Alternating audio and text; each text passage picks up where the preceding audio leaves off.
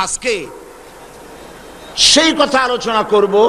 আল্লাহ পাক যে মুসলমান চান, যে ধরনের মুসলমান চান, তাদের দায়িত্ব কি, তাদের কর্তব্য কি। যখন আল্লাহ পাকের মর্জি মোবারক অনুযায়ী, আল্লাহ পাকের ইচ্ছা অনুযায়ী যখন ইসলামের মধ্যে প্রবেশ, সবগুলি আইন ও কানুন গ্রহণ করে করলাম, তখন আমার দায়িত্ব কি, সেই দায়িত্ব সম্পর্কে আল্লাহ পাক বলছেন, কুনতুম খায়রা উম্মাতিন উখরিজাত লিন-নাস তা'মুরুনা বিল মা'রুফি ওয়া তানহাউনা আনিল মুনকার তু'মিনুনা বিল্লাহ। আল্লাহ পাক বলছেন, কুনতুম খায়রা উম্মাতিন, তোমরা হচ্ছ পৃথিবীর সর্বশ্রেষ্ঠ জাতি। আলহামদুলিল্লাহ বলবেন না? আমরা সর্বশ্রেষ্ঠ জাতি, সর্বোত্তম জাতি, এই সার্টিফিকেট আমাদেরকে কে দিলেন? আল্লাহ পাক দিলেন। তোমরা শ্রেষ্ঠ জাতি, সর্বোত্তম জাতি। তোমাদের কাজ কি? তোমাদেরকে কি জন্য পাঠানো হয়েছে? মানবতার কল্যাণের জন্য তোমাদেরকে প্রেরণ করা হয়েছে, পাঠানো হয়েছে। দায়িত্ব কি? দায়িত্ব হচ্ছে তা'মুরুনা বিল মা'রুফি ওয়া তানহাউনা আনিল মুনকার। দায়িত্ব হচ্ছে তোমাদের, তোমরা সৎ কাজ, মারুফ ভালো কাজ, ভালো কাজ করার জন্য, নেক কাজ করার জন্য, আমলে সালেহ করার জন্য মানুষকে আদেশ করবে। ওয়া তানহাউনা আনিল মুনকার, আর সমস্ত মুনকারাত থেকে, অন্যায় কাজ থেকে মানুষদেরকে ফিরায় রাখবে। এটা হলো তোমাদের দায়িত্ব। দায়িত্ব কটা হলো বলুন? বলেন। দুটি দায়িত্ব। ভালো কাজের আদেশ করবেন, আর আদেশ তো করা যায় নিজে পালন করলে, আর মানুষকে অন্যায় কাজ থেকে বিরত রাখবেন। এখন লক্ষ্য করুন আল্লাহ পাক কি বলছেন, তা'মুরুন, আমর করো, হুকুম করো ভালো কাজের জন্য। এখন আমর করতে পারে কে? হুকুম করতে পারেন কে? যিনি ক্ষমতায় নাই তিনি হুকুম করতে পারেন না। মসজিদের ইমাম সাহেব অথবা কোনো মাওলানা সাহেব, যত বড় মাওলানা হন, যত বড় মুফাসসির হন, যত বড় মুহাদ্দিস হন, তিনি আমর করতে পারবেন না, হুকুম করতে পারবেন না জাতিকে। তিনি অনুরোধ করতে পারবেন। কথা ঠিক কিনা? আমাদের দেশে যত পীর সাহেবদের আমরা চিনি, যত হক্কানি পীর, হক্কানি আলেমদেরকে চিনি, তারা বলবেন, ভাইয়েরা, দেশবাসী, মদ পান করবেন না, জুয়া খেলবেন না, সিনেমার অশ্লীলতা, এগুলি সিনেমা, অশ্লীল সিনেমা দেখতে যাবেন না, অনুরোধ করতে পারবেন। কিন্তু কোন মাওলানা সাহেব, কোন মুহাদ্দিস সাহেব, কোন পীর সাহেব বলতে পারবেন না, আজ থেকে বাংলাদেশে মদ নিষিদ্ধ ঘোষণা করা হলো, আজ থেকে অশ্লীল সিনেমা বাংলাদেশে আর চলতে দেওয়া হবে না, জুয়া খেলতে দেওয়া হবে না, পতিতাবৃত্তি করতে দেওয়া হবে না। এই অর্ডার করতে ওনারা পারেন না। ঠিক কিনা বলেন? কেন পারেন না? এই জন্য পারেন না, যেহেতু হুকুম করার যে মাকাম, হুকুম করার যে জায়গা, সেই জায়গায় ওনারা যেতে পারেন নাই। আল্লাহ পাক বলছেন আমর করো, হুকুম করো। তো হুকুম করার জায়গায় গিয়েই হুকুম করা যায়, হুকুম করার জায়গায় না গেলে হুকুম করা যায় না, অনুরোধ করা যায়। যেমন ধরুন মুহাম্মদুর রাসূলুল্লাহ, সবাই বলেন সাল্লাল্লাহু আলাইহি ওয়াসাল্লাম, নবুয়ত পাওয়ার পর মক্কা শরীফে কতদিন ছিলেন? বলেন আপনারা, কত বছর ছিলেন? 13 বছর ছিলেন। তখন ঘরের মধ্যে বাইতুল্লাহ শরীফের ভিতরে মূর্তি ছিল নাকি ছিল না? কতগুলি ছিল? 360টা মূর্তি ছিল। এই 13 বছরের ভিতরে আল্লাহর নবী বাইতুল্লাহর ভেতরে যত মূর্তি ছিল তার একটি মূর্তিকেও তার আপন স্থান থেকে 1 ইঞ্চি জায়গা সরাতে পেরেছেন? পারেন নাই, কারণ তিনি হুকুমের মাকামে ছিলেন না। যখন তিনি মদিনায় এলেন, তখন আল্লাহ পাক তাকে শিখালেন, একটা দোয়া শিখালেন। কি সেই দোয়া?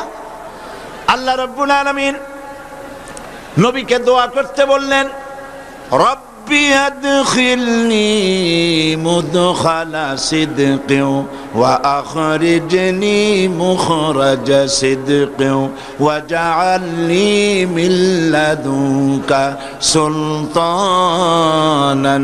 নাসীরা। আয় আমার রব, আমাকে সত্যের সাথে প্রবেশ করাও, সত্যের সাথে বের করো। ওয়াজআলনি মিন লাদুনকা সুলতানান নাসীরা, আর তোমার পক্ষ থেকে আমাকে সুলতানে নাসির উপহার দাও, সুলতানে নাসির দান করো। পৃথিবীর সমস্ত সর্বকালের সমস্ত মুফাসসিরিনে কেরাম একমত, সুলতানে নাসির শব্দের অর্থ হলো রাষ্ট্র ক্ষমতা। আল্লাহ শিখালেন, হাবিব আমার কাছে দোয়া করেন, আল্লাহ আমাকে রাষ্ট্র ক্ষমতা দান করো। নবীজি মদিনা মুনাওয়ারায় প্রবেশ করলেন। এবার তিনি মুহাম্মদুর রাসূলুল্লাহ সাল্লাল্লাহু আলাইহি সাল্লাম তো বটেই, সেই সাথে তিনি মদিনার রাষ্ট্রপতি, মদিনার রাষ্ট্রপ্রধান। বদরের বিজয় হলো, ওহদের পরাজয় হলো, এবার মক্কা অভিযান। এসেছিলেন মক্কা থেকে মদিনার দিকে রাতের দিনের আলোতে নয়, রাতের আধারে একজন মাত্র সাথী অতি সন্তর্পণে গভীর মদিনা জমায়েত ছিলেন। তিনি আজ একা নন, 10,000 সাহাবী তার সাথে, 10 সহস্র সাহাবায়ে নিয়ে মক্কা প্রবেশ করলেন। তিনি বললেন, আমার বিনা অনুমতিতে কোন বৃদ্ধ, কোন নারী, কোন অসুস্থ, কোন শিশু কাউকে হস্তক্ষেপ করবে না। তিনি দেখতে পেলেন মানুষ সমানে ছুটছে আর দৌড়াচ্ছে। নবীজি মসজিদে হারামে প্রবেশ করেছেন, দেখলেন ওই সব নেতা মসজিদে হারামের গণ্ডির মধ্যে দাঁড়ানো, যারা খাব্বাবকে মেরেছে, খুবাইবকে মেরেছে, যারা আম্মারকে মেরেছে, যারা বেলালকে উত্তপ্ত চিৎ করে লোহার রড পিটিয়েছে, সব দাঁড়ানো। নবীজি তাদেরকে জিজ্ঞেস করলেন, কুরাইশের নেতারা আজকে আমার কাছ থেকে কি ধরনের ব্যবহার আশা করো?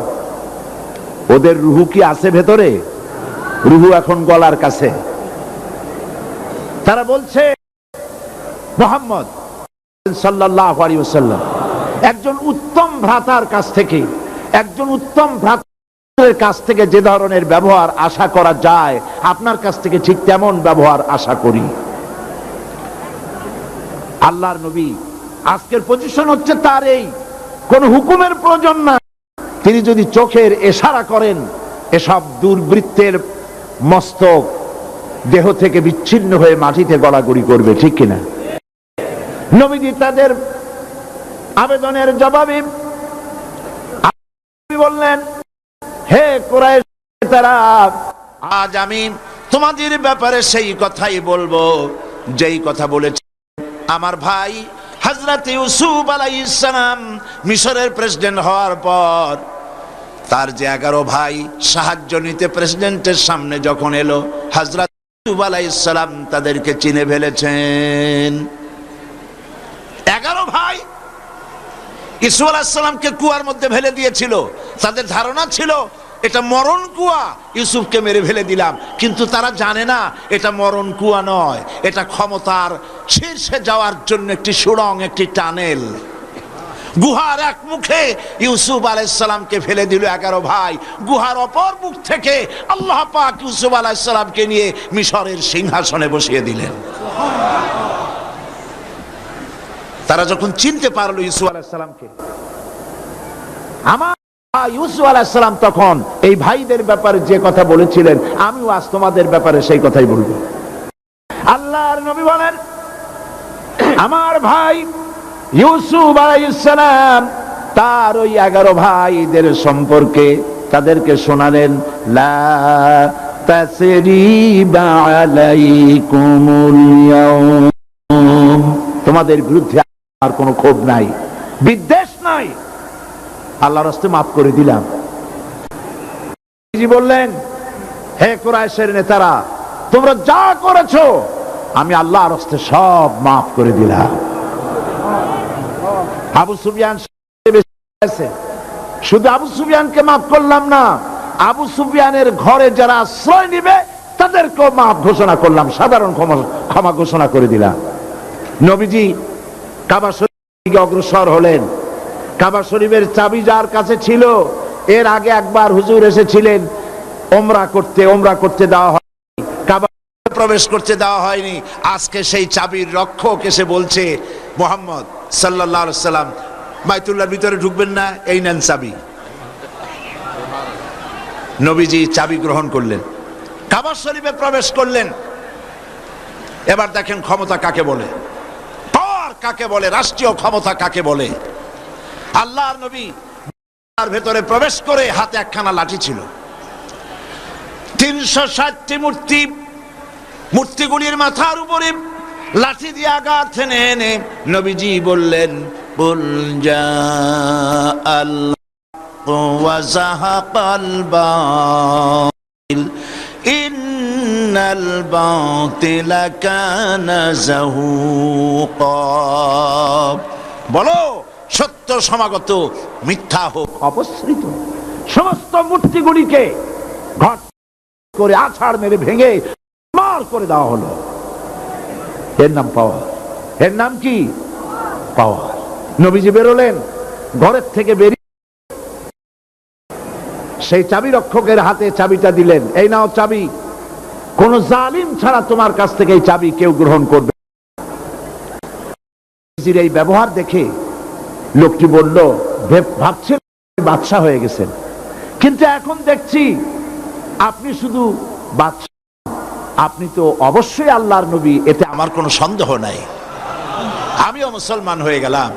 লা ইলাহা ইল্লাল্লাহু মুহাম্মাদুর রাসূলুল্লাহ। নবীজি চাবি তার হাতে দিলেন, বললেন, কোন জালিম ছাড়া এই চাবি তোমার কাছ থেকে আর কেউ নিবে না। ওই চাবি আজ পর্যন্ত সেই লোকের বংশধর যারা, তাদের হাতেই থাকে। বাদশা ফাহাদ ওই চাবি নেয় না, কারণ নবীজি বলেছেন জালিম ছাড়া এই চাবি কেউ নেবে না। কে এই চাবি নেবে আর জালিম হবে? নবী করিম সাল্লাল্লাহু আলাইহি সাল্লাম ক্ষমতায় এলেন, আইন করে করে মদ বন্ধ করেছেন, জেনা বন্ধ করেছেন, সব বন্ধ করে দিয়েছেন আইন করে। সুতরাং আল্লাহ পাক বলছেন, তা'মুরুনা বিল মারুফ, ভালো কাজের আদেশ দাও। আর আদেশ করতে হলে ক্ষমতায় যেতে হবে, পাওয়ার নিতে হবে। অনেকে বলে মোল্লার দৌড় মসজিদ পর্যন্ত। আপনারাও কি তাই বলেন নাকি? মোল্লার দৌড় মসজিদ নয়, মোল্লার দৌড় তো শুধু মসজিদ নয়, রাষ্ট্র যেখান থেকে পরিচালনা হয় সেই রাষ্ট্রীয় যন্ত্রকে হাতের মুঠায় নেওয়া পর্যন্ত মোল্লার দৌড় চলবে। কবি আফসোস করে বলেছে, মোল্লা কো जो है मस्जिद में देखी आजाद, एक समझते ही इस्लाम की आजाद। কোন মৌলভী সাহেবের যদি মসজিদ ইমামতি মিলে যায়, তাহলে তিনি মনে করেন ইসলামের স্বাধীনতা। ইসলামের স্বাধীনতা হয় না, ইসলামের স্বাধীনতা হয় যখন আলিম হাদিস ইলম জানেন, যাদের কাছে জ্ঞান আছে, ওহির জ্ঞান যাদের কাছে আছে, রাষ্ট্র পরিচালনার দায়িত্ব তাদের হাতেই আসতে হবে। এই কাজটি ভালো কাজের আদেশ, এই কাজের নিষেধ, এই গোটা উম্মতের কাজ। আল্লাহ পাক কোরআনে কারীমের ভিতরে অন্যত্র বলেন, এই কাজটি উম্মতের নয়, এই কাজটি দলেরও কাজ। ওয়ালতাকুম মিনকুম উম্মাতুন ইয়াদউনা ইলাল খায়র ইয়া'মুরুনা বিল মারুফি ওয়া ইয়ানহাউনা আনিল মুনকার উলাইকা হুমুল মুফলিহুন। তোমাদের মধ্যে এমন একটি দল থাকতেই হবে, তোমাদের মধ্যে এমন দল থাকতেই হবে। এই দলের কাজ হবে ভালো কাজের আদেশ করবে, অন্যায় কাজ দু হাতে প্রতিবন্ধকতার সৃষ্টি করবে, দুই হাতে অন্যায় বন্ধ করে দেবে। এরকমের দল থাকতেই হবে। এই কাজটি উম্মতের কাজ, কাজটি দলের কাজ। সূরা লোকমানের মধ্যে এসে আল্লাহ পাক বলছেন কাজটি হলো কাজ। সূরা লোকমান, হযরতে লোকমান হাকিম তার ছেলেকে নসিহত করছেন। এই নসিহত আল্লাহর কাছে এত পছন্দ হয়েছে, পিতা তার ছেলেকে উপদেশ দিয়েছেন, উপদেশগুলি আল্লাহর কাছে এত পছন্দ হলো যে লোকমান, হযরতে লোকমানের নসিহত আল্লাহ পাক কোরআন শরীফের ভিতরে কোট করে লোকমানকে চিরন্তন করে দিলেন। সুবহানাল্লাহ বিহামদিহি। কি উপদেশ দিলেন তার ছেলেকে? তিনি হযরতে লোকমান তার ছেলেকে ডেকে বললেন, ইয়া বুনাইয়া আকিমিস সালাতা ওয়া আমুর বিল মারুফি ওয়ানহা আনিল মুনকার ওয়াসবির আলা মা আসাবাক ইন্না যালিকা মিন আজমিল উমুর। ইয়া বুনাইয়া, হে আমার কলিজার টুকরা সন্তান, আকিমিস সালাত। ছেলেকে কত আদর করে তিনি ডাকলেন। ইয়া ইবনি বললেন না, হে আমার ছেলে, তা না বলে তিনি আদর করে ডাকলেন ইয়া বুনাইয়া, হে আমার কলিজার টুকরা সন্তান, হে আমার নয়নের পুতুলি সন্তান। যারা দাওয়াত দেন, দায়ীদেরকে শিখাবার জন্য এই সব কথা কোরআন শরীফ আল্লাহ পাক রেখেছেন। কিভাবে দাওয়াত দিতে হবে? মিষ্টি মিষ্টি ভাবে দাওয়াত দাও মানুষকে। উদউ ইলা সাবিলি রাব্বিকা বিল হিকমাতি ওয়াল মাউইজাতিল হাসানা। সুন্দর করে মিষ্টি মিষ্টি করে মানুষকে দ্বীনের দিকে দাওয়াত দাও। যখন কোনো দাওয়াতকারী ভাবে দাওয়াত দিতে হবে, মিষ্টি মিষ্টি ভাবে দাওয়াত দাও মানুষকে। উদউ ইলা সাবিলি রাব্বিকা বিল হিকমাতি ওয়াল মাউইজাতিল হাসানা। সুন্দর করে মিষ্টি মিষ্টি করে মানুষকে দ্বীনের দিকে দাওয়াত দাও। যখন কোনো দাওয়াতকারী দল দাওয়াত দিতে বেরোবে, নবী করিম সাল্লাল্লাহু আলাইহি সাল্লাম তখন তাদেরকে বলতেন, ইয়াসসিরু ওয়ালা তুআসসিরু বাশশিরু ওয়ালা তুনাফফিরু। নবীজি বলতেন, মানুষকে সহজ করে দ্বীনের দাওয়াত দাও, দ্বীনকে কঠিন করে বুঝায়ও না। আর জাহান্নামের ভয় দেখিয়ে মানুষকে দ্বীন থেকে সরিয়ে দিও না। জান্নাতের কথা শোনায় শোনায়া শুভ সংবাদ দিয়ে দিয়ে মানুষকে দ্বীনের পথে ডাকো। সুতরাং তিনি তার ছেলেকে বললেন, ইয়া বুনাইয়া আকিমিস সালাত, নামাজকে প্রতিষ্ঠা করো, নামাজকে প্রতিষ্ঠা করো। আর ওয়া আমুর বিল মারুফ, মানুষকে ভালো কাজের আদেশ দাও। ওয়ানহা আনিল মুনকার, আর মানুষকে অন্যায় কাজ থেকে দুয়াতে মানুষকে ফিরাও।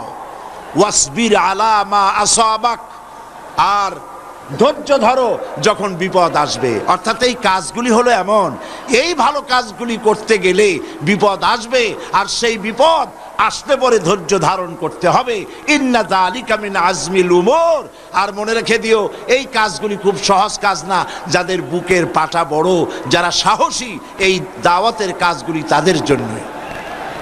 প্রিয় ভাই সব, আল্লাহ পাক বলছেন হযরতে লোকমান, তার কথা আল্লাহ পাক কোরআন শরীফে ভাবে দিলেন, নামাজকে প্রতিষ্ঠা করো, ভালো কাজের আদেশ দাও, অন্যায় কাজ থেকে মানুষকে ফিরাও।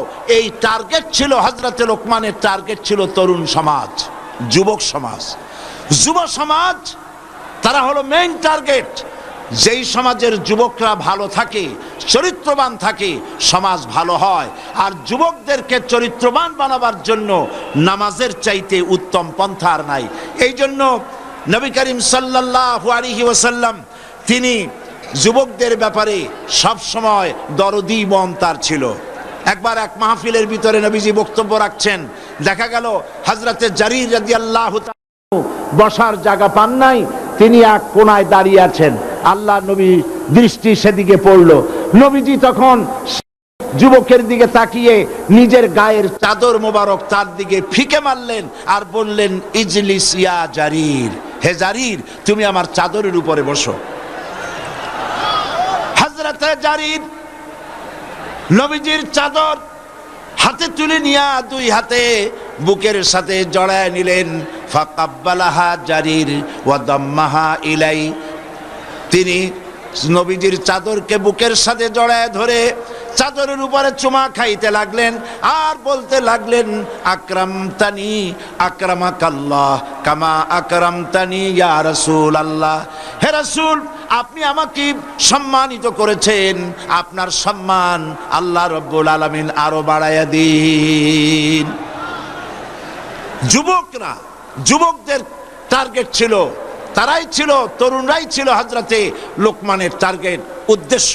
তাই তিনি দরদ করে তাদেরকে দাওয়াত দিয়েছিলেন।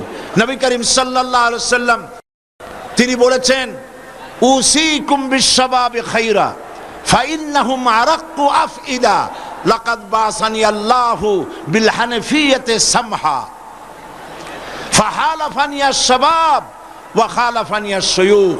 হযরতে নবী করিম সাল্লাল্লাহু আলাইহি সাল্লাম বলছেন, আমি তোমাদেরকে নসিহত করছি, তোমরা যেন তোমাদের যুবকদের ব্যাপারে তোমরা অত্যন্ত দরদি মনে হবা, তাদেরকে ভালোবাসবে। কারণ আমি এসেছি পৃথিবীর বুকে, আমি এসেছি উদার পন্থা নিয়ে। তোমরা যুবকদেরকে মহব্বত করবে, যুবকদেরকে ভালোবাসবে। আমার এই দ্বীনকে, আল্লাহর দ্বীনকে জমিনে প্রতিষ্ঠা করার জন্য আমাকে সাহায্য করেছে যুবকেরা, আর আমাকে সবচাইতে বাধা দিয়েছে বুড়োরা। কারা বাধা দিয়েছে? বৃদ্ধরা। আর সাহায্য করেছে কারা? যুবকেরা। ভালো কাজের আদেশ করা, অন্যায় কাজ থেকে মানুষকে ফিরায় রাখা, এই কাজটি উম্মতের কাজ, এই কাজটি দলের কাজ, এই কাজটি ব্যক্তির কাজ। এবার সূরা হজের মধ্যে আল্লাহ পাক বলছেন কাজটি হলো রাষ্ট্রের কাজ। কাজটি কার? রাষ্ট্রের কাজ। রাষ্ট্র যারা পরিচালনা করেন। আল্লাহ রাব্বুল আলামিন বলেন, আল্লাযীনা ইম্মাক্কান্নাহুম ফিল আরদ আকামুস সালাতা ওয়া আতাউজ যাকাতা ওয়া আমারু বিল মা'রুফি ওয়া নাহাউ আনিল মুনকার ওয়ালিল্লাহি আকিবাতুল উমুর। আল্লাহ পাক বলছেন, আমি যদি, মোমেনরা যদি ক্ষমতায় যায়, দিনদার ইমানদার লোকেরা যদি ক্ষমতায় যায়, তাহলে তারা 4 দফা কাজ করে। বলুন কয় দফা কাজ করে? 4 দফা কাজ, 4খানা কাজ তারা করে। 1 নম্বরে আল্লাযীনা মাক্কান্নাহুম ফিল আরদ আকামুস সালাত, তারা নামাজ প্রতিষ্ঠা করে, তারা যাকাত আদায় করে। নামাজ, নামাজ মুসলমানদের শ্রেষ্ঠ ইবাদত হলো নামাজ। সূরা বাকারার যে আয়াতটি আমি আলোচনা করেছিলাম, উদখুলু ফিস সিলমি কাফা, ইসলামের মধ্যে পরিপূর্ণ দাখিল হয়ে যাও। ইসলামের মধ্যে পরিপূর্ণ হওয়ারও শর্ত হচ্ছে নামাজ। প্রথম শর্ত কি? নামাজ। একজন অমুসলিম যখন ইসলাম কবুল করে, তখন তার প্রথম কাজ কি? বলুন সবাই, নামাজ। এই নামাজ হযরতে মুসা আলাইহিস সালামের কাছে আল্লাহ রাব্বুল আলামিন যে ওহী নাজিল করলেন, সে ওহীটাই ছিল নামাজ। আল্লাহ পাক বলছেন, ইন্নানি আনাল্লাহ, নিশ্চয়ই আমি আল্লাহ, লা ইলাহা ইল্লা আনা, আমি ছাড়া কোনো ইলাহ নাই, ফাবুদনি, অতএব আমার ইবাদত করো, ওয়া আকিমিস সালাতা লিযিকরি, আর আমার শরণার্থে নামাজ কায়েম করো। নামাজ, এই নামাজ হলো জীবনের শ্রেষ্ঠ ইবাদত। কোরআন শরীফের মধ্যে আল্লাহ পাক নামাজের কথা 82 বার বলেছেন। আমার দেশে তো মুসলমান এমন বহুত আছে, ওয়াজ শোনার জন্য, তাফসীর শোনার জন্য মুসলমানের অভাব নাই, কিন্তু নামাজ পড়ার মুসলমানের যথেষ্ট অভাব আছে। ঠিক কিনা বলেন? ঠিক কিনা বলেন? আল্লাহ পাক বলছেন নামাজ প্রতিষ্ঠা করো। এই নামাজ যদি প্রতিষ্ঠা হয়, এই কাজটা হলো দায়িত্ব হলো গভর্নমেন্টের। নামাজ প্রতিষ্ঠা করার দায়িত্ব কার? বলেন কার? সরকারের দায়িত্ব। সরকার অর্ডার দিবে, মোমেন সরকার অর্ডার করবে যে নামাজকে প্রতিষ্ঠা করো। বেলা 1টা বাজবে, তখন হুকুম হবে সমস্ত কোর্ট কাছারি আদালত, মিল কল কারখানা, সেক্রেটারিয়েট, ক্যান্টনমেন্ট, পার্লামেন্ট সব বন্ধ 1টা থেকে 1:30 পর্যন্ত নামাজের জন্য, আর আহার সারার জন্য। 5 ওয়াক্ত নামাজ যদি এইভাবে গভর্নমেন্ট করে, আর সেই অর্ডার অনুযায়ী মুসলমানেরা যদি 5 ওয়াক্ত নামাজ সঠিকভাবে আদায় করে, চিন্তা করেন, থানায় আজান হয়েছে, দারোগা সাহেবের ইমামতিতে পুলিশেরা দাঁড়ায় গেল নামাজের জামাতে, এসপির ইমামতিতে নামাজ পড়তেছে সেই অফিসের সমস্ত অফিসারেরা, স্বরাষ্ট্রমন্ত্রীর ইমামতিতে তার মন্ত্রণালয়ের লোকেরা জামাতে নামাজ আদায় করতেছে। যদি অবস্থা হয়, তাহলে এমন এসপি যে নিজে ইমামতি করে, এমন দারোগা যে নিজে ইমামতি করে বছরের পর বা জামাত নামাজ আদায় করে, এই সব এসপি দারোগা পিটাইয়াও ঘুষ খাওয়ানো যাবে? আর খাবে না। যেই বিশ্ববিদ্যালয় আজান হয়, বিশ্ববিদ্যালয়ের ভাইস চ্যান্সেলর ইমামতি করেন, বিভিন্ন ফ্যাকাল্টির ডিন ইমামতি করেন, আর তার পেছনে ছাত্র ছাত্রীরা নামাজ। যেই বিশ্ববিদ্যালয়ে এরকম নামাজ আদায় হয় শিক্ষকদের পেছনে, ভাইস চ্যান্সেলরের পেছনে, সেই বিশ্ববিদ্যালয় কি ধর্ষণের সেঞ্চুরি হতে পারে? জোরে বলেন, পারে? পারে না। এই জন্য আল্লাহ রাব্বুল আলামিন নির্দেশ করেছেন, যারা ইমানদাররা তারা যদি ক্ষমতায় যায় তাহলে তাদের প্রথম কাজ হবে প্রতিষ্ঠা করা, নামাজ আদায় করা। এই নামাজ হলো মুসলমানদের জীবনের শ্রেষ্ঠ ইবাদত। আল্লাহ পাক বলছেন, ওয়ামুর আহলাকা বিসসালাতি ওয়াসতাবির আলাইহা লা নাসআলুকা রিজকান নাহনু নারযুকুকা ওয়াল আকিবাতু লিত্তাকওয়া ওয়ামুর আহলাকা বিসসালাত ওয়াসতাবির আলাইহা। নামাজের জন্য পরিবর্গকে আদেশ করো আর নিজেও নামাজের উপরে প্রতিষ্ঠিত থাকো। আমি তোমাদের কাছে রিজেক্ট চাই না, রিজেক্ট তো আমি তোমাদেরকে দেই। রিজেক্ট কে দেয়? জোরে বলেন না, কে দেন? আল্লাহ পাক। আমার লক্ষ্য করেন, বাংলাদেশ হচ্ছে সুজলা সুফলা শস্য শ্যামলা দেশ। যেখানে হাত দেবেন সেখানে খাবার পাওয়া যায়, পুকুরে খাবার পাওয়া যায়, পানির মধ্যে হাত দিলে খাবার পাওয়া যায়, গাছে হাত দিলে খাবার পাওয়া যায়, মাটিতে হাত দিলে খাবার পাওয়া যায়। এত খাবার যে দেশে, সেই দেশের মানুষেরাই বেশি না খাইয়া মরে, ঠিক কিনা বলেন? এবার যান মধ্যপ্রাচ্যে, আরবে যান, যে দেখবেন পাহাড় আর পাহাড়, বালু আর বালু, মরুভূমি আর মরুভূমি। গাছপালা তেমন কিছু নাই, ফসলাদিও তেমন কিছু হয় না। মানুষ মরে না না খাইয়া, বরং খাইয়া খাইয়া এক একজন তার পেটকে দুইখানা তরমুজের সাইজ বানায় ফেলাইছে। না খাইয়া মরে না, না খাইয়া মরে। যেখানে খাবার আছে, পানি আছে, সম্পদ আছে, জায়গার মানুষ। কারণ কি? কারণ হলো আল্লাহ রাব্বুল আলামিন বলেন,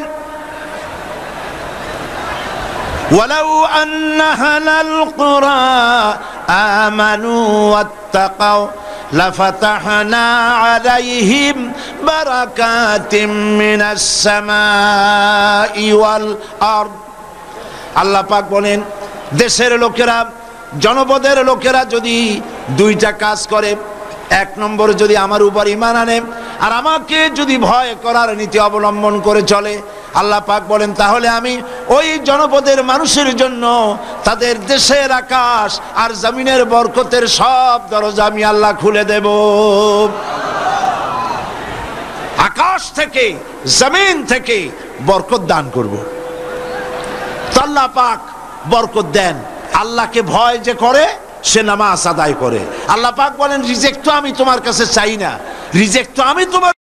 নিজে নামাজ পড়ো আর পরিবর্গকে নামাজের জন্য নির্দেশ দাও। জাহান্নামে যারা যাবে, যত কারণ আছে জাহান্নামে যাওয়ার, তার মধ্যে শ্রেষ্ঠ কারণ হলো, অন্যতম কারণ হলো বেনামাজি থাকা, নামাজ না পড়া। কোরআন বলছে, আল্লাহ রাব্বুল আলামিন কোরআন শরীফের ভিতরে বলছেন, ইয়াতাসাআলুনা আনিল মুজরিমিন মা সালাকাকুম ফি সাকার ক্বালু লাম নাকু মিনাল মুসাল্লিন ওয়া লাম নাকু নুতঈমুল মিসকিন। জাহান্নামীদেরকে প্রশ্ন করা হবে, জাহান্নামে কেন এসেছো? তারা বলবে, আমরা নামাজ পড়ি নাই, নামাজ আদায় করতাম না, আর আমরা মিসকিনদেরকে খেতে দিতাম না। জাহান্নামের যে বড় দুটি কারণ, তার একটি হলো নামাজ না পড়া, আর একটি হচ্ছে মিসকিনদেরকে খেতে না দেওয়া। প্রিয় ভাই সব, নবী করিম সাল্লাল্লাহু আলাইহি সাল্লাম বলেছেন, লা দীনা লিমান লা সালাতা লাহু। তার কাছে দ্বীন নাই, ঈমান নাই যার কাছে নামাজ নাই। পরিষ্কার কথা হলো, পাসপোর্টে আপনার নাম লেখা থাকতে পারে মুসলমান, সার্টিফিকেটে নাম লেখা থাকতে পারে মুসলমান, ভোটার লিস্টে আপনার নাম লেখা থাকতে পারে মুসলমান, কিন্তু আপনি যদি নামাজি না হন, আল্লাহর খাতায় মুসলমান হিসেবে নাম থাকার কোনো কারণ নাই। মুসলমান হতে হলে নামাজকে সঠিকভাবে আদায় করতে হবে। মান তারাকা সালাতান মুতাআম্মিদান ফাকাদ কাফারা। সে করে যে নামাজ ছিল সে কুফর করলো। ফাকাদ কাফারার দুটি অর্থ, একটা অর্থ হলো এই, ইচ্ছে করে যে নামাজ ছাড়লো সে করলো, আর এক অর্থ হলো ইচ্ছে নামাজ ছেড়ে দিল, ফের হয়ে গেল। জোরে বলেন নাউজুবিল্লাহ। একজন আল্লাহর বান্দা আর একজন কাফের, দুইজনের মধ্যে পার্থক্য কি বলেন?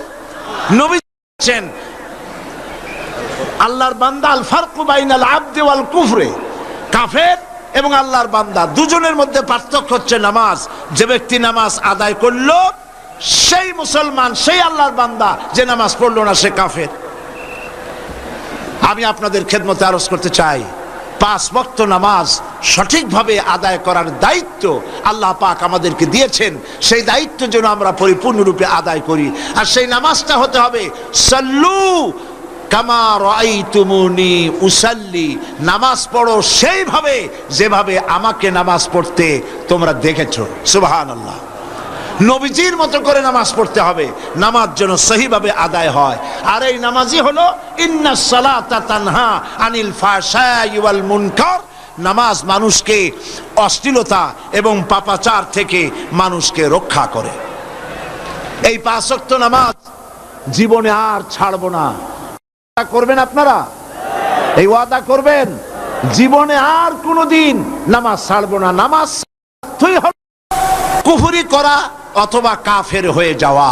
তাহলে আমরা ওয়াদা করি, দুহাত উঁচু করে বলেন, ইয়া আল্লাহ, তোমার পবিত্র নামে কসম করি, শপথ করি, ওয়াদা করি, যতদিন পর্যন্ত মালাকুল মউত আমার মাথার কাছে না আসতেছে ততদিন পর্যন্ত ফরজ নামাজ, ফরজ রোজা, শরীয়তের ওজর ছাড়া আর ছেড়ে দেব না, আর ছেড়ে দেব না, আর ছেড়ে দেব না। এবার জোরে বলেন, ইয়া আল্লাহ, আমার আজকের এই কসম, আমার এই আজকের তাফসীরের মাহফিলের শপথ, আমার মৃত্যু পর্যন্ত আমাকে পালন করার তৌফিক দাও। আমিন, আমিন ইয়া রাব্বাল আলামিন। হাত নামান। আল্লাহ পাক বলছেন, আল আমরু বিল মারুফ ওয়া নাহু আনিল মুনকার, ভালো কাজের আদেশ, অন্যায় কাজ বন্ধ করার এই দায়িত্ব উম্মতের, এই দায়িত্ব দলের, এই দায়িত্ব ব্যক্তির, এই দায়িত্ব হচ্ছে রাষ্ট্রের। রাষ্ট্র যদি ইমানদারদের হাতে পড়ে, কয়টা কাজ করে তারা? আল্লাযীনা ইম্মাক্কান্নাহুম ফিল আরদ আকামুস সালাত ওয়া আতাউজ যাকাত ওয়া আমারু বিল মারুফ ওয়া নাহাউ আনিল মুনকার। নামাজকে প্রতিষ্ঠা করবে, যাকাত আদায় করবে, ভালো আদেশ করবে, আর অন্যায় কাজ দুহাতে বন্ধ করে দেবে। এটা হলো দায়িত্ব। মুসলমান ইমানদারদের দায়িত্ব হলো যে তারা ভালো কাজের আদেশ করবে, অন্যায় কাজকে নিষেধ করবে। ভালো কাজের আদেশ আর অন্যায় কাজের নিষেধ, এই কাজ করেছিলেন নবী করিম সাল্লাল্লাহু আলাইহি ওয়াসাল্লাম। মুহাম্মদুর রাসূলুল্লাহ, সবাই বলেন সাল্লাল্লাহু আলাইহি ওয়াসাল্লাম। তিনি এই কাজটি পরিপূর্ণরূপে করলেন। এই কাজ করার পর তিনি ইন্তেকাল করলেন। এই কাজের সুফল আমারু বিল মারুফ ওয়া নাহু আনিল মুনকার, ভালো কাজের আদেশ, অন্যায় কাজের নিষেধ করলে ফলটা কি হয় তা কি শুনবেন না চোখে দেখবেন? দেখতে চান? তাহলে ইতিহাসের পাতার দিকে তাকান। হযরত নবী করিম সাল্লাল্লাহু আলাইহি ওয়াসাল্লাম ইন্তেকাল করেছেন। হযরত নবী করিম সাল্লাল্লাহু আলাইহি ওয়াসাল্লাম ইন্তেকাল করেছেন। এখন ক্ষমতায় এসেছেন আবু বকর রাদিয়াল্লাহু তাআলা আনহু।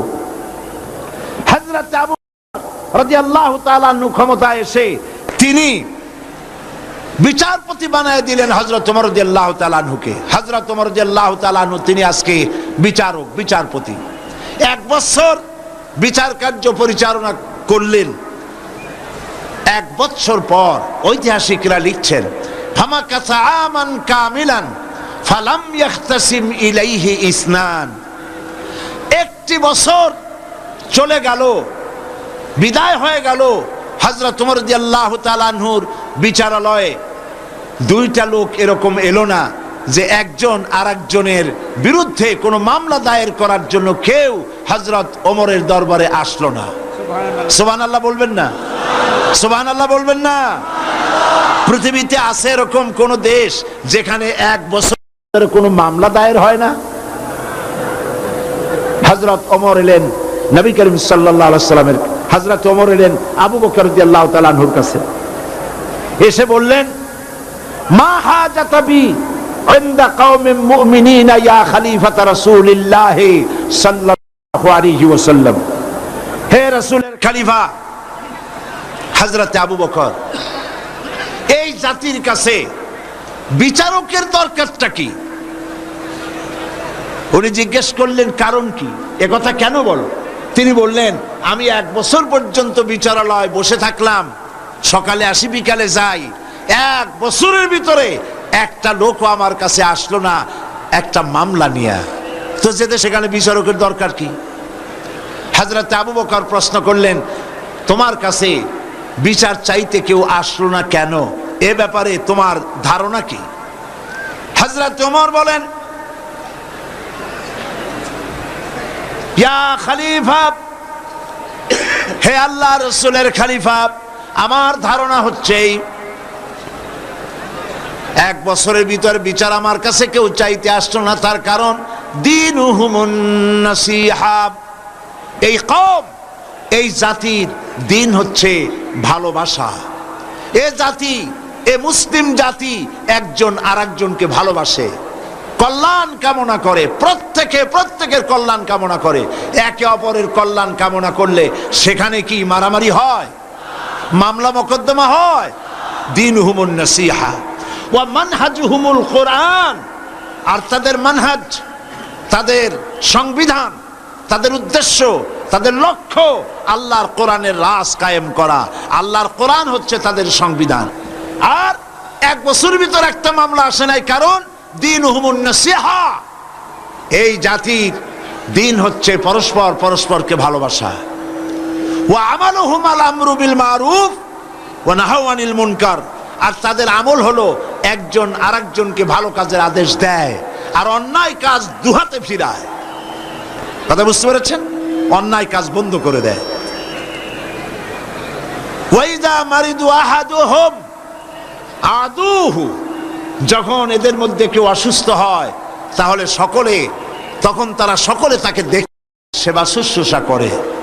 ওয়াইজা ইফতাকারা নাসারুহু, আর যখন তাদের মধ্যে কেউ ফকির হয়ে যায়, গরিব হয়ে যায়, তখন তাদের সাহায্য করার জন্য লোকেরা এগিয়ে আসে। ফামাযা ইয়াখতাসিমুনা ইলাইয়া ইয়া খলিফাতা রাসূলিল্লাহ সাল্লাল্লাহু আলাইহি ওয়াসাল্লাম, এই যখন জাতির অবস্থা, তখন কোন দুঃখে আমার কাছে মামলা নিয়ে লোকেরা এসে হাজির হবে? এই জন্যই আমার কাছে মামলা নিয়ে কেউ আসে না। এই জন্য কাজটি হলো আমারু বিল মারুফ ওয়া নাহু আনিল মুনকার। এই কাজটা করলেই জমিনে শান্তি প্রতিষ্ঠা হবে, দেশ সুখী হবে, সমৃদ্ধশালী হবে। আলহামদুলিল্লাহ বলি। দেখুন, নবী করিম সাল্লাল্লাহু আলাইহি ওয়াসাল্লাম বলছেন, ফাওয়াল্লাযী নাফসি বিয়াদিহি লা তা'মুরুন্না বিল মারুফ ওয়া লা তানহাউন্না আনিল মুনকার। আল্লাহর নবী বলেন, আল্লাহ পাকের কসম করে বলি, যার হাতের ভিতরে মুহাম্মদ সাল্লাল্লাহু আলাইহি ওয়াসাল্লামের জীবন, তার কসম করে বলি, তোমাদেরকে অবশ্যই ভালো কাজের আদেশ করতে হবে আর অন্যায় কাজ থেকে মানুষকে ফিরায় রাখতে হবে। তোমরা যদি এই কাজটি না করো, আউলা ইউসাল্লিতান্নাল্লাহু আলাইকুম শিরারাকুম, এই কাজ যদি তোমরা না করো, তোমাদের উপরে দুশ্চরিত্র দুষ্ট লোকদেরকে তোমাদের শাসক বানায়া দেওয়া হবে। বুঝছেন কথা? বুঝেছেন? হয়েছিল না? মুসাল্লাত আল্লাহ করে দেন নাই দুষ্ট লোকদের।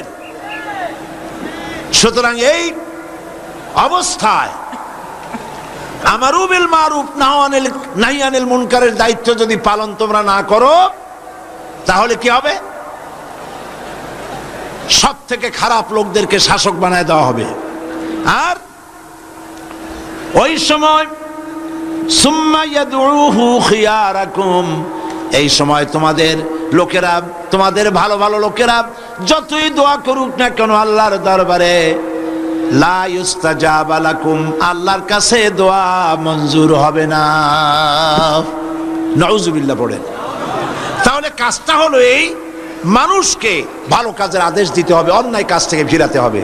নবীজি বলেছেন, মান রা মিনকুম মুনকারান ফালিয়ুগাইয়িরহু বিয়াদি ফাইন লাম ইয়াস্তাতি ফাবিলিসানি ফাইন লাম ইয়াস্তাতি ফাবিকলবি ওয়া যালিকা আযআফুল ঈমান।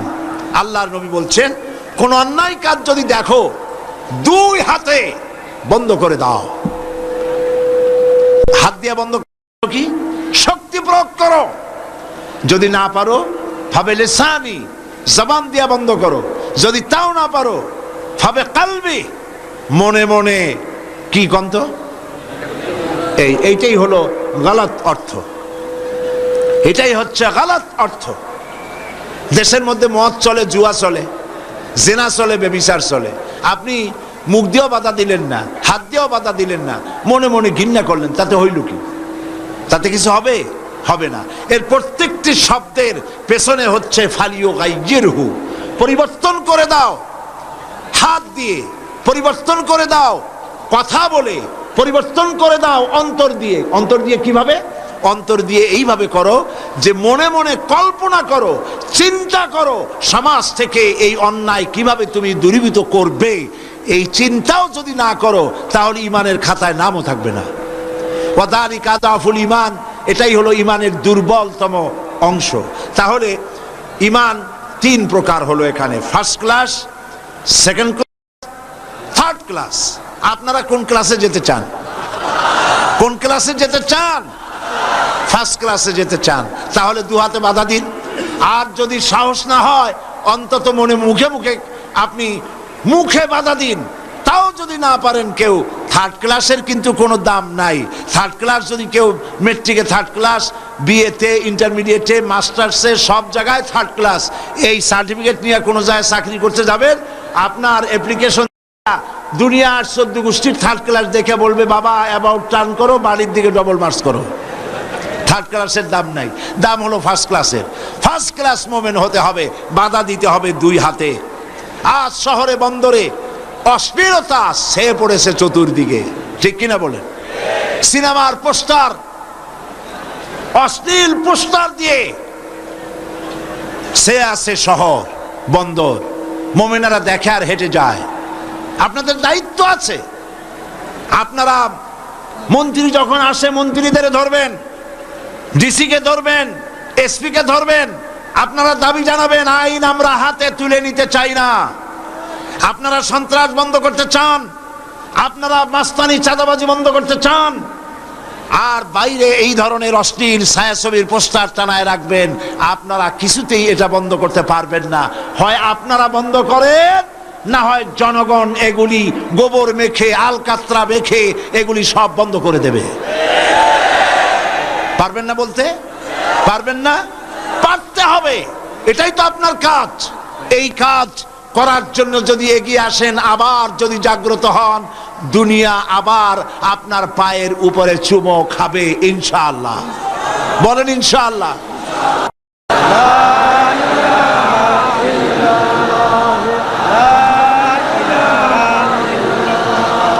লা ইলাহা ইল্লাল্লাহ, লা ইলাহা ইল্লাল্লাহ, লা ইলাহা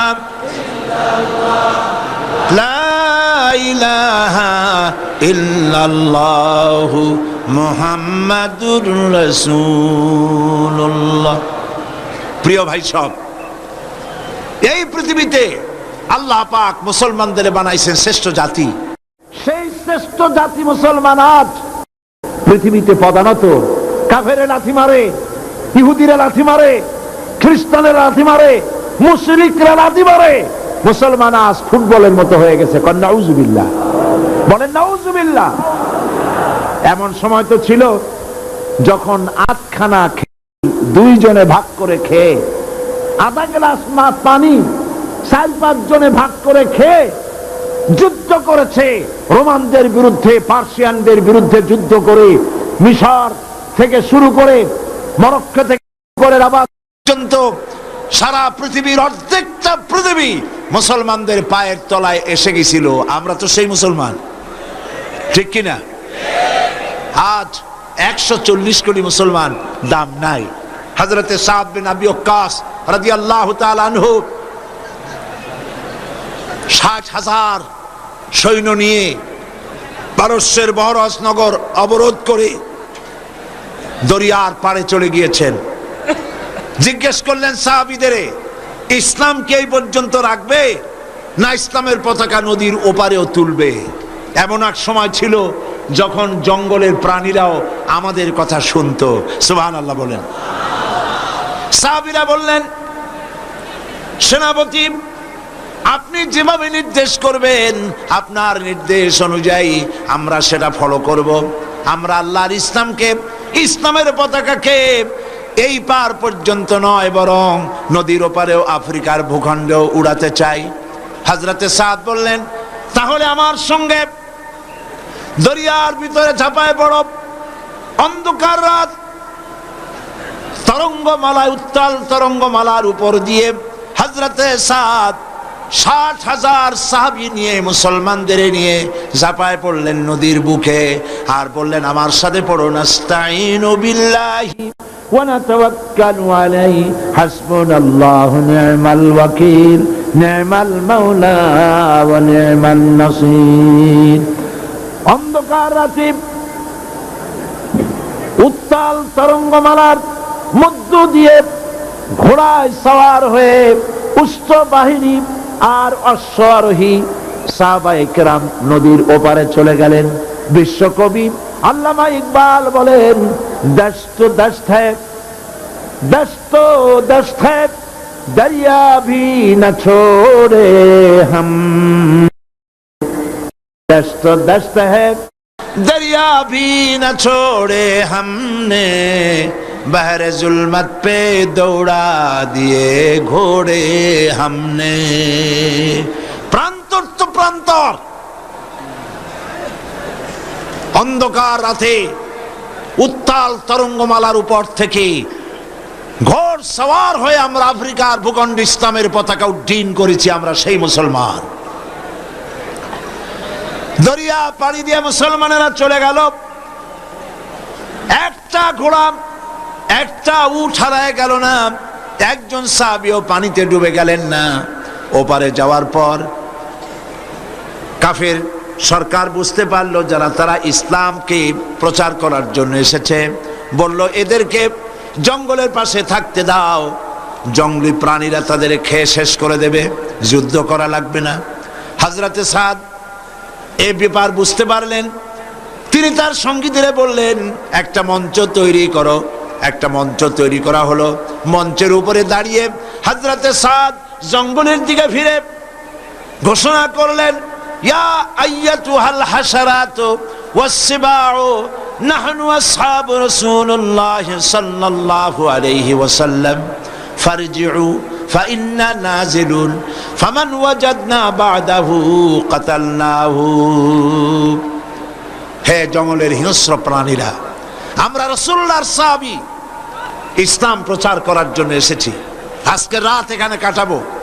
আমাদের নিরাপত্তার জন্য এই জঙ্গলের ভেতরে যত হিংস্র পশু আছো সব বেরিয়ে যাও। আমার এই ঘোষণার পর যদি কোনো হিংস্র প্রাণীকে যদি এখানে আমাদের সামনে পাই, তরবারি দিয়ে তার ফয়সালা করা হবে। জঙ্গলি মানুষগুলি, আফ্রিকার মানুষেরা চিন্তা করতে লাগলো, এ পাগলেরা কয় কি? পাগলদের কথা, মানুষের কথা জঙ্গলি প্রাণীতে শুনবে নাকি? তারা দেখতে পেল, তাদের সকলের চক্ষুকে অবাক করে দিয়ে দেখা গেল জঙ্গলের ভিতর থেকে বাঘের লাইনে বাঘ, সাপের লাইনে সাপ, সিংহের লাইনে সিংহ, যার যার লাইনে যার যার আন্ডা বাচ্চা মুখে করে নিয়া জঙ্গলের এই প্রান্ত থেকে অপর প্রান্ত পর্যন্ত এই এলাকা ছেড়ে চলে গেল। এমন দিন ছিল যখন মুসলমানেরা এভাবে করে আল্লাহর দ্বীন জমিনে প্রতিষ্ঠা করেছে, জঙ্গলি প্রাণীরা পর্যন্ত কথা শুনেছে। আর আজাব 140 কোটি মুসলমান, পৃথিবীতে আজ মুসলমানের দাম নাই। কোরআনের ভিতরে বলেছেন ওয়ালা তাহিনু ওয়ালা তাহজানু ওয়া আনতুমুল আ'লাউনা ইন কুনতুম মুমিনিন। কোনো ভয় নাই, কোনো চিন্তা নাই যদি তোমরা মুমিন হও। আল্লাহ পাক বলেন তোমাদেরকে আমি জয়ী করব। 10 জন ইমানদার সাবির ধৈর্যধারী মুত্তাকি 10 জন যদি হও, 100 কাফেরের উপরে বিজয় দেব। 100 যদি হও, 1000 কাফেরের উপরে আল্লাহ রাব্বুল আলামিন বিজয় দান করবেন। এটি আল্লাহ পাকের ওয়াদা। মুতার প্রান্তরে জিহাদ হবে, যুদ্ধ হবে। করিম সাল্লাল্লাহু আলাইহি ওয়াসাল্লাম তিনি বললেন রোমানরা আসতেছে 1 লক্ষ সৈন্য নিয়ে, আর নবীজি মাত্র 300 3000। তিনি 3000 সাহাবীদেরকে প্রস্তুত করলেন। কতজনের মোকাবেলায়? 1 লক্ষের মোকাবেলায় 3000। মাত্র 3000। নবীজি বললেন এই জাতি সেনাপতির দায়িত্ব পালন করবে জায়েদকে দাঁড় করায় দিলেন। এরপরে জায়েদ যদি না থাকে, যদি সে শহীদ হয়ে যায়, আমার চাচাতো ভাই জাফর বিন আবি তালেব সেই হবে সেনাপতি। সেও যায়, শহীদ হয়ে যায়। আব্দুল্লাহ বিন রাওয়াহা, 3 জনের নাম নিলেন নবীজি।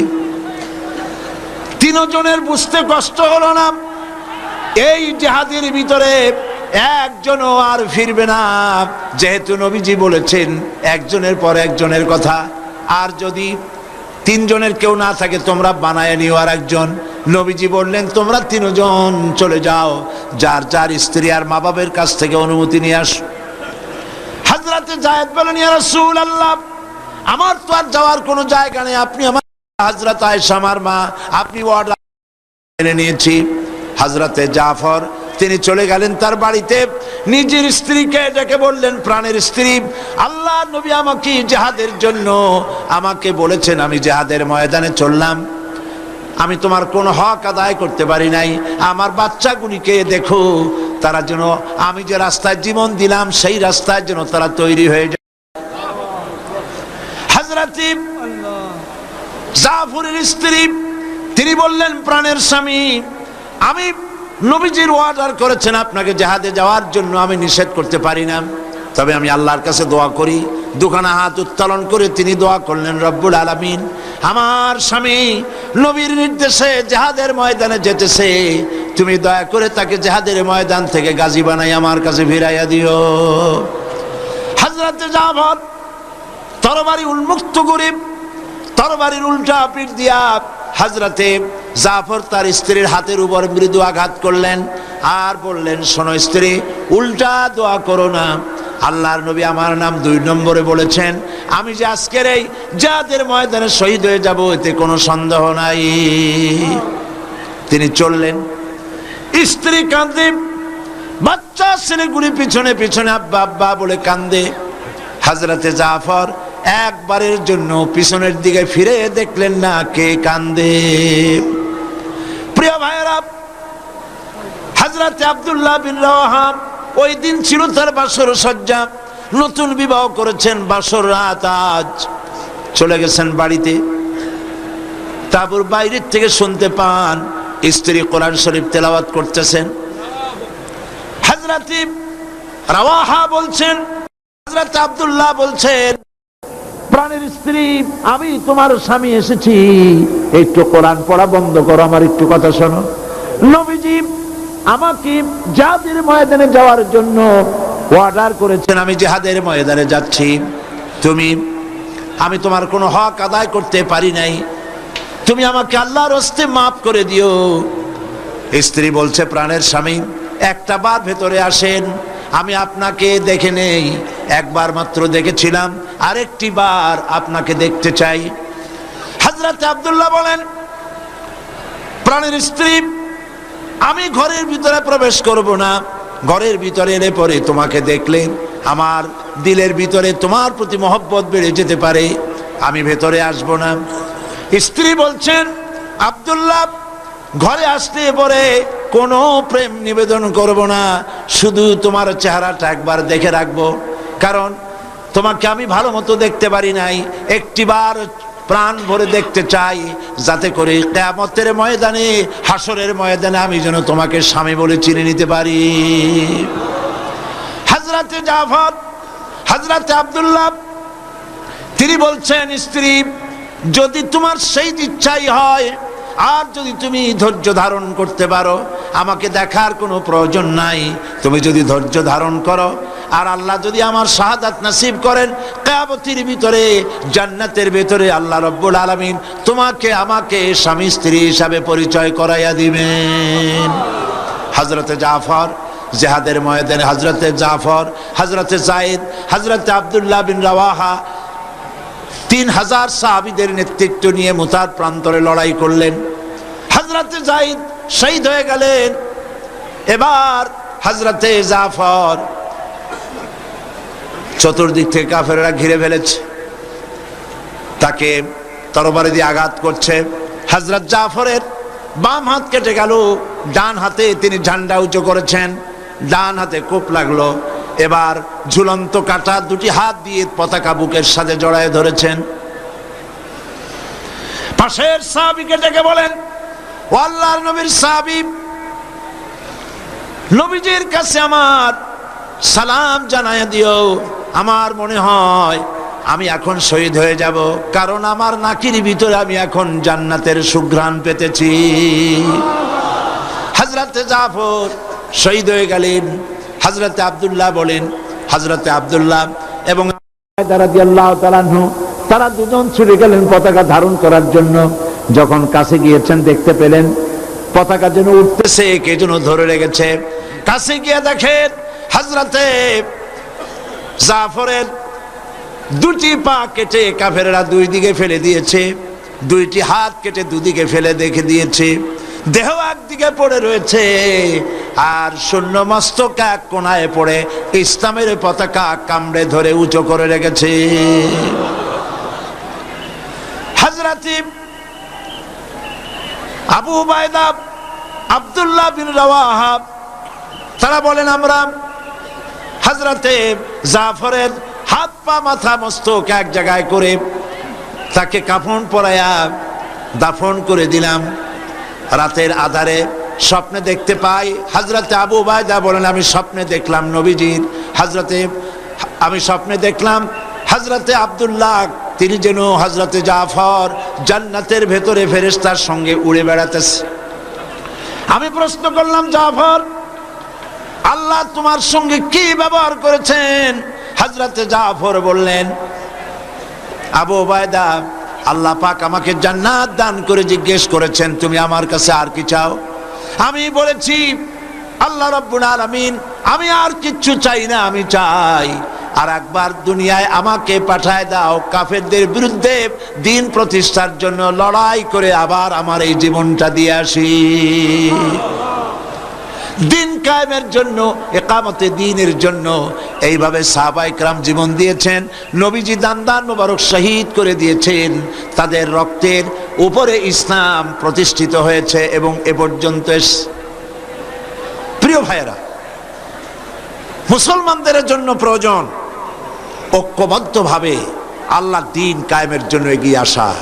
আর যতদিন পর্যন্ত আল্লাহর দ্বীন কায়েম না হচ্ছে, ততদিন পর্যন্ত শান্তি আসবে না। সন্ত্রাস তো বন্ধ হবে না, দুর্নীতি তো বন্ধ হবে না। সন্ত্রাস, দুর্নীতি, চাঁদাবাজি, মাস্তানি সব বন্ধ হতে পারে যদি দ্বীন কায়েম হয়, কোরআনের রাজ কায়েম হয়। কোরআন শরীফ শুধু পড়ার জন্য আসে নাই, শুধু তেলাওয়াত নয়, শুধু মাথায় রাখার জন্য নয়, শুধু চুমা খাওয়ার জন্য নয়, শুধু বুকে লাগাবার জন্য নয়। কোরআন এসেছে আইন নিয়ে, বিধান নিয়ে। কোরআন এক সংবিধান। কোরআন দেশ পরিচালনার জন্য, পৃথিবী পরিচালনার জন্য কোরআন এসেছে। এই কোরআনের অনুসরণ, অনুকরণ যদি আমরা করতে পারি, আবার মুসলমানদের শান্তি হবে, বিশ্ববাসীদের জন্য আবার শান্তি ফিরে আসবে।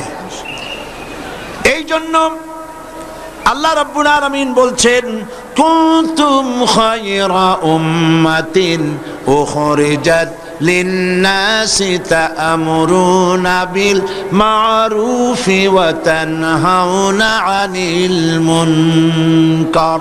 তোমরা শ্রেষ্ঠতম জাতি, তোমরা শ্রেষ্ঠ জাতি, উত্তম জাতি। তোমাদের কাজ হলো ভালো কাজ করবে, ভালো কাজের আদেশ করবে, অন্যায় তুয়াতে ফিরায় দেবে। দেশে আজ মদ চলছে, জুয়া চলছে, অশ্লীলতা চলছে, পাপাচার চলছে, এগুলি বন্ধ করতে হবে। নবী করিম সাল্লাল্লাহু আলাইহি ওয়াসাল্লাম দ্বীন প্রতিষ্ঠা করেছেন মোহব্বত দিয়ে, ভালোবাসা দিয়ে। সুবহানাল্লাহ বলেন। আল্লাহ রাব্বুল আলামিন বলেছেন, হাবিমা রাহমাতিম মিনাল্লাহি লিনতা লাহুম ওয়ালাউ কুনতা ফাজ্জান গালিজাল কলব লানফাদ্দু মিন হাওলিক। আল্লাহ পাক বলেন, হে নবী, আপনার দিল রব্বুল আলামিন নরম করে দিয়েছেন, ভালোবাসা দিয়ে ভর্তি করে দিয়েছেন। যদি আপনার দিলের মধ্যে করুণা রহমত আল্লাহ না দিতেন, আপনার পাশের থেকে মানুষগুলো সব ছিটকে যেত। কিন্তু আপনার দিলটা নরম হওয়ার কারণে মানুষ আপনার সাথে এসে জোড়ে আর সরে যায় না। মোহব্বত দিয়া দিন প্রতিষ্ঠা হয়েছে, মোহব্বতের উপরে, ভালোবাসার উপরে, প্রেম দিয়ে, ভালোবাসা দিয়ে দিন প্রতিষ্ঠিত হয়েছে। এই যে বিশাল বিশাল বিল্ডিং হয়, বিল্ডিংগুলি তৈরি হয় পাথর দিয়া, ইট দিয়া। পাথরও শক্ত, ইটও শক্ত। বিল্ডিং বানাবার জন্য দুইটা পাথর, দুইটা ইটের মাঝখানে একটা নরম জিনিস রাখতে হয়। সেই নরম জিনিসটার নাম কি? সিমেন্ট। এই সিমেন্ট একটা নরম জিনিস দিয়া দুইটা পাথর আর দুইটা ইট একটার পর একটা গেঁথে দিলে এই নরম জিনিসটা দিয়া এমন মজবুত হয়, কুড়াল মারবেন আগুন জ্বলবে, দেওয়াল ভাঙবে না। কান্নাহুম বুনিয়ানুম মারসুস, সীসা ঢালা দুর্ভেদ্য প্রাচীরের মতো হয়ে যায়। এই জন্য ইসলাম হলো ভালোবাসার ধর্ম। আর দ্বীন ওয়ান নাসিহা, ভালোবাসো একে অপরকে, একজন আরেকজনের সঙ্গে মিলবে, মধ্যে থাকবে ভালোবাসা। এই মোহব্বত দিয়ে মানুষ জুড়ে জামাতবন্দি হবে, সংগঠন মুক্ত হবে। কান্নাহুম বুনিয়ানুম মারসুস, দুর্বৃত্ত প্রাচীরে পরিণত হয়ে যাবে, তার কেউ ভাঙতে পারবে না। এই ইসলামের কাছে বদনাম করা হচ্ছে, মৌলবাদ বলে বদনাম করা হচ্ছে, সন্ত্রাসী বলে বদনাম করা হচ্ছে। আমি সকল ভাইদেরকে অনুরোধ করব, আপনারা কোরআন শরীফ পড়ুন, হাদিস শরীফ পড়ুন। এই যে দেখেন বিশাল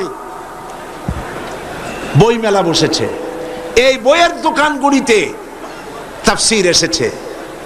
তাফসীরুল কোরআন বিশ্বজোড়া শ্রেষ্ঠ তাফসীর, আলহামদুলিল্লাহ বলেন। আল্লাহ পাক আপনাদের সকলকে তৌফিক দান করুন। মুনাজাত করব, মুনাজাতের জন্য দাঁড়ানো মানুষেরা বসেন। আমিন। রব্বানা ظلمنا أنفسنا وإن لم تغفر لنا وترحمنا لنكونن من الخاسرين। আয় আল্লাহ তাআলা, লক্ষ লক্ষ মুসলমান নরনারী চট্টগ্রাম তাফসীর মাহফিলের চতুর্থ দিবসে দীর্ঘক্ষণ তোমার দ্বীনের কথা শুনে তোমার দরবারে হাত তুলেছি। মেহেরবানি করে দুরূদ ও সালাম টুকুন সোনার মদিনায় নবী পাকের রওজা মুবারকে পৌঁছে দাও। तमाम পৃথিবীর মাটির নিচে যত মুমিন মুমিনাত শুয়ে আছেন তাদের আরওয়ার পরে সওয়াব পৌঁছায় দাও। আমাদের মা বাপ যারা কবরে শুয়ে আছেন, কবরগুলিকে জান্নাতের টুকরায় পরিণত করে দাও। রব্বির হামহুমা কামা রব্বায়ানি সগীরা। সবাই পড়েন, রব্বির হামহুমা কামা রব্বায়ানি সগীরা। আয় আল্লাহ তাআলা, বাংলাদেশের প্রত্যন্ত অঞ্চল থেকে, গোটা চট্টগ্রাম অঞ্চল থেকে, দেশের প্রতিবেশী দেশ থেকে আল্লাহ তাআলা তোমার বান্দারা এসে হাজির হয়েছেন। রব্বুল আলামিন বড় আশা করে এসেছেন, আমাদের প্রত্যেকের জিন্দেগির গুনাহ মাফ করে দাও। রব্বুল আলামিন আমাদের বিবি বাল বাচ্চা যা দান করেছো সবগুলিকে দিনদার ইমানদার বানায়া দাও। রব্বুল আলামিন অনেকেই বিভিন্ন বিষয়ের জন্য দোয়া চেয়েছেন, যে কারণে যিনি দোয়া চেয়েছেন আল্লাহ সকলের দোয়া তুমি মঞ্জুর করে নাও। সকলের আরতি আল্লাহ তুমি দয়া করে কবুল করে নাও। সুবহান রাব্বিকা রাব্বিল ইজ্জাতি আম্মা ইয়াসিফুন ওয়া সালামুন আলাল মুরসালিন ওয়ালহামদুলিল্লাহি রাব্বিল আলামিন। ওয়াজআল আখিরা কালিমাতিনা ইনদাল মাউতি লা ইলাহা ইল্লাল্লাহু মুহাম্মাদুর রাসূলুল্লাহ। আসসালামু আলাইকুম ওয়া রাহমাতুল্লাহ।